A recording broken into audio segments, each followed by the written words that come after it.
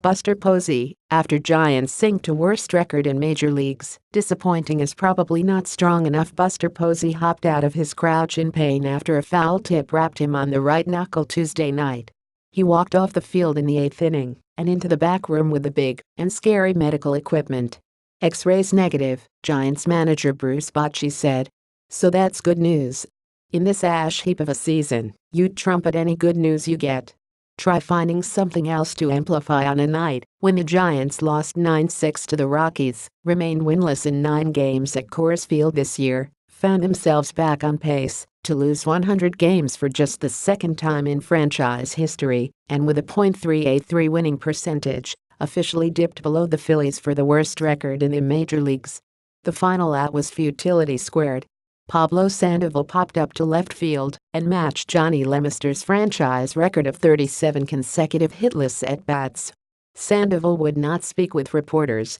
Posey did, albeit with a selectively limited vocabulary, when asked about playing September baseball for baseball's ultimate bottom feeder. It's hard to put it into words, and disappointing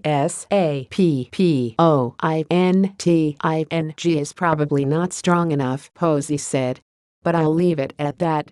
The Giants clinched another road series loss. Their series record away from AT&T Park is an unconscionable 3-17-3, but even for a team out of the pennant race, showing a little hustle never hurts. Ty Blatch shows it at the conclusion of every inning he pitches. He bounds off the mound and runs at a fast clip back to the dugout. It's a habit he picked up at Creighton University, and he has the good sense to know that wholesome traits are worth keeping. Not even Blatch, a Denver area native, had the lung capacity and legs to get them to a handshake line. Blatch pitched well enough, as he has most of this season, and the Giants trailed 2-1 entering the 6th inning. But Bochy might have asked too much of his level-headed rookie. The Rockies blitzed Blatch for 3 consecutive hits to start the 6th, and then Derek Law allowed 2 more while throwing a pair of wild pitches as an inherited runner scored.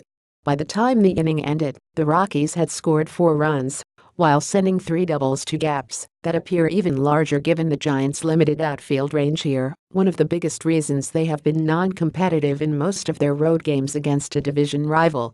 Blatch was pitching on the 1-year anniversary of his big league debut, which also came in this ballpark, in a September where he leapt from innings filler to a clutch performer on a team that needed to win its final 4 games to sneak into the NL wildcard playoff.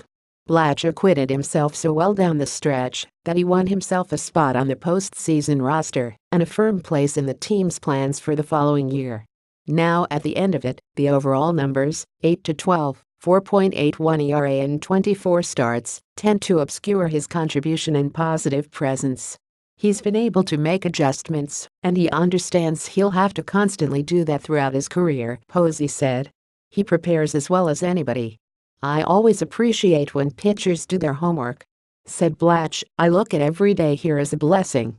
A better bullpen and more offensive support would enhance Blatch's value and help him become a steady rotation piece like the Giants had with Kirk Rueter for so many years. But can the Giants count on those things in 2018? And if not, would Blatch serve them better as a left-handed relief presence next season? This much is clear, Blatch goes against the grain of power pitchers that litter rosters up and down the big leagues. How many hard throwers are there these days? Consider this, the Giants had 2 pitchers, Reyes Moronto and Roberto Gomez, make their major league debuts in the 7th inning. Moronto threw 98 miles per hour. Gomez threw 96. Those 2 guys, for making a debut, showed great poise, Bochy said. The Giants lineup, on the other hand, did not signify a youth movement. On the day that they made their final additions from the minor leagues, including outfielder Austin Slater, they started a literal graybeard, Dennard Span, in center field, and a third baseman, Sandoval, whose hitless streak was the longest by a Giant in a generation.